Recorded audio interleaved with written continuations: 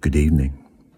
This is an excerpt of The Wind in the Willows by Kenneth Grahame, another timeless classic.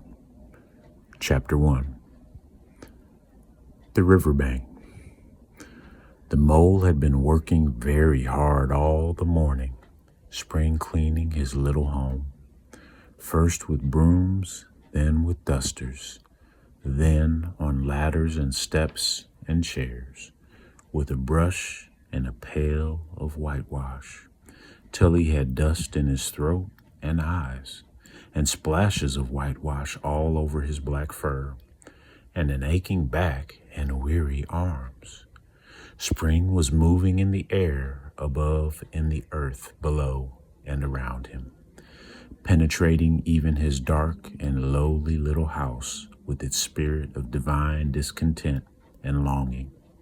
It was a small wonder, then, that he suddenly flung down his brush on the floor, said, "Bother," and "Oh, blow," and also "Hang spring cleaning," and bolted out of the house without even waiting to put on his coat. Something up above was calling him imperiously. He made for the steep little tunnel which answered in his case to the graveled carriage drive owned by animals whose residences are nearer to the sun and air.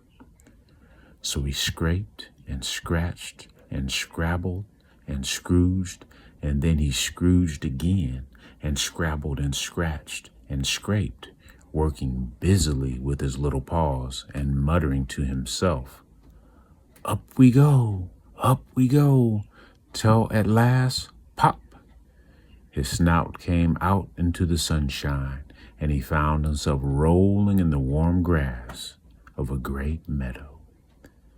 "This is fine," he said to himself. "This is better than whitewashing." The sun struck hot on his fur. Soft breezes caressed his heated brow. And after the seclusion of the cellarage he had lived in so long, the carol of happy birds fell on his dulled hearing almost like a shout. Jumping off all his four legs at once, in the joy of living and the delight of spring without its cleaning, he pursued his way across the meadow till he reached the hedge on the further side. "Hold up," said an elderly rabbit at the gap. "Sixpence for the privilege of passing by the private road." He was bowled over in an instant by the impatient and contemptuous mole, who trotted along the side of the hedge, chaffing the other rabbits as they peeped hurriedly from their holes to see what the row was about. "Onion sauce, he remarked jeeringly, and was gone before they could think of a thoroughly satisfactory reply. Then they all started grumbling at each other. "How stupid you are! Why didn't you tell him?" "Well, why didn't you say?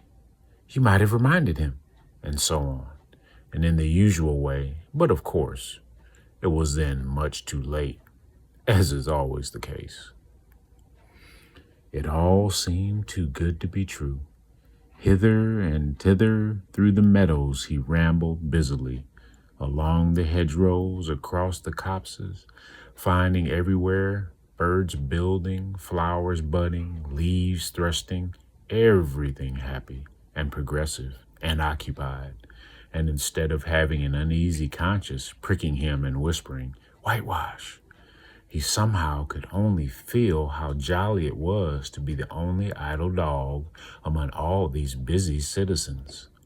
After all, the best part of a holiday is perhaps not so much to be resting yourself as to see all other fellows busy working. He thought his happiness was complete when, as he meandered aimlessly along, suddenly he stood by the edge of a full-fed river. Never in his life had he seen a river before. This sleek, sinuous, full-bodied animal, chasing and chucking, gripping things with a gurgle and leaving them with a laugh, to fling itself on fresh playmates that shook themselves free and were caught and held again.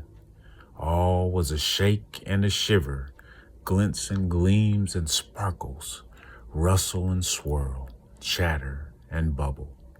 The mole was bewitched, entranced, fascinated.